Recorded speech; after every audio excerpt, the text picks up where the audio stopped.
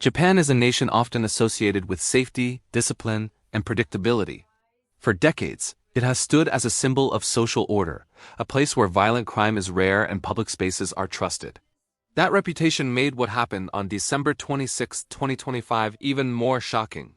On that afternoon, a factory floor, a place built for productivity and routine, became the scene of sudden violence.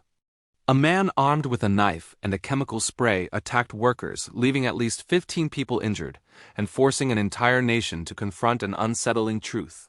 Even the safest societies are not immune to sudden acts of violence. Tonight on U.S. Media Power, this is a full, extended narrative report, not just about what happened, but why it matters, how authorities responded, and what this incident reveals about modern workplaces, security, and human vulnerability. This is not a story told for shock. It is a story told for understanding. The ordinary day before everything changed, the factory is located in Shizuoka Prefecture, a region known for industry, logistics, and proximity to major economic centers. The surrounding area is quiet, residential streets, small businesses, and workers commuting daily. On December 26th, employees arrived expecting a routine shift. Production schedules were in place. Safety checks were conducted. Supervisors oversaw operations as usual. There were no warnings, no alerts, no visible disruptions. Factories operate on rhythm, machines, break times, quality checks. For workers, this predictability creates a sense of stability. That sense would soon vanish. The moment violence erupted sometime in the late afternoon, the calm fractured. Witnesses later described the sudden disturbance: shouting, movement, confusion. A man began attacking workers with a knife, moving rapidly and unpredictably. Almost simultaneously, he sprayed a chemical substance, believed to be bleach, directly at people nearby. The dual nature of the attack made it especially terrifying. Knife wounds caused immediate bleeding and pain. Chemical exposure caused burning sensations, blindness, coughing, and panic. Workers ran. Some froze. Others tried to help injured colleagues. Within moments, a controlled industrial space became chaotic. Panic, fear, and survival factories are not designed for escape under threat. Aisles are narrow. Machinery is heavy. Emergency exits exist, but confusion spreads quickly when danger is unexpected. Some workers fled toward exits. Others hid behind equipment. A few attempted to assist those who had fallen. The smell of chemicals lingered in the air. Screams echoed across the floor. In those moments, time felt distorted.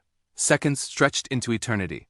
For many survivors, these moments will remain vivid long after physical wounds heal. The emergency response emergency calls reached local authorities almost immediately. Firefighters, paramedics, and police units were dispatched at once.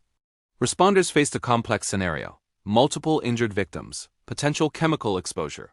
An armed suspect still inside a large industrial facility. Police officers entered cautiously, knowing the attacker was armed and possibly protected by a mask or respirator. Within a short time, officers located and arrested the suspect without further injuries. The immediate threat was neutralized, but the emergency was far from over. Medical teams began triage. Victims were treated for bleeding, burns, and breathing difficulties. Ambulances transported the most serious cases to hospitals. Counting the victims, authorities later confirmed 15 people injured, 8 with knife wounds, 7 with chemical-related injuries. Several stabbing victims were in serious condition, requiring urgent medical intervention. Others suffered burns to the eyes, skin, and respiratory tract from chemical exposure. Japan's strict privacy laws mean few personal details were released, a reminder that behind the numbers are individuals with families, co-workers, and lives suddenly disrupted. The suspect and initial findings: police identified the suspect as a 38-year-old man. He was reportedly carrying a survival-style knife, a chemical spray, a protective mask or respirator. These details raised immediate concerns about preparation and intent. Authorities arrested him on suspicion of attempted murder. Questioning began immediately, though investigators emphasized that motive remained unclear. Officials have not confirmed whether the suspect was an employee, former employee, or external individual. A critical question that could shape legal and policy outcomes. A factory turned into a crime scene. The facility was sealed off for forensic investigation. Evidence teams documented blood patterns, chemical residue security footage, weapon locations. Production halted. Employees were sent home. Counseling services were offered. For a community dependent on the factory for employment and stability, the attack felt deeply personal. Parents questioned safety. Workers across Japan wondered if their own workplaces were prepared. Japan's safety image and national shock. Japan's international reputation is built on safety and order. Strict gun laws, low crime rates, and strong social norms have long distinguished the country from many others. That reality made this attack deeply unsettling. Japanese media treated the incident with seriousness and restraint, focusing on facts, victims, and response rather than sensationalism. Public reaction was somber. Not angry. Not chaotic. Just deeply shaken. Rare but painful precedents. Though rare, Japan has experienced isolated mass attacks in the past. Each incident, whether in public spaces or private institutions, triggered national reflection and reform. These moments serve as reminders that low crime does not mean zero risk. The factory attack adds a new dimension: violence inside a controlled workplace combined with chemical exposure. The role of chemicals in the attack: bleach is a common substance, used for cleaning and sanitation. But when sprayed deliberately, it becomes dangerous. Chemical experts explain that bleach can burn eyes and skin, damage lungs, cause disorientation and panic. Emergency responders had to treat the scene partly as a hazardous materials incident, complicating rescue operations. The combination of knife and chemical attack increased confusion and fear, even if the chemical itself was not lethal. Medical treatment and recovery: hospitals activated emergency protocols. Trauma teams treated stab wounds. Other specialists handled chemical exposure, flushing eyes, monitoring breathing, preventing infection. Doctors indicated that most victims are expected to survive, though recovery will take time. Psychological trauma is also a concern. Survivors may experience anxiety, fear, and stress long after physical injuries heal. Public response and social impact across Japan: people reacted with disbelief. Many asked, how did this happen? Could it have been prevented? Are workplaces truly safe? Labor unions called for reviews of safety policies. Mental health advocates urged stronger support systems. Employers quietly reviewed their own protocols. The conversation extended beyond one factory, touching every workplace.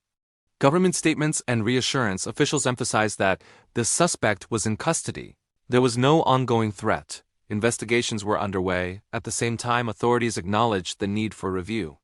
Questions about security, early warning signs, and employee support systems are now part of official discussions.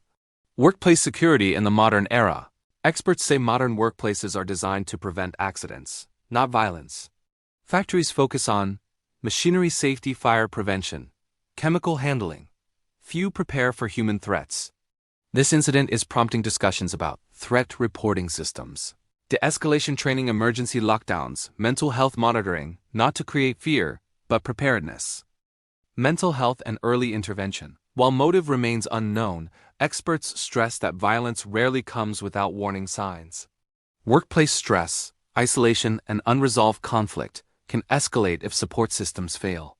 Japan, like many countries, faces growing awareness of mental health needs, particularly in high-pressure work environments. Early intervention can save lives. Global lessons: international observers are watching closely.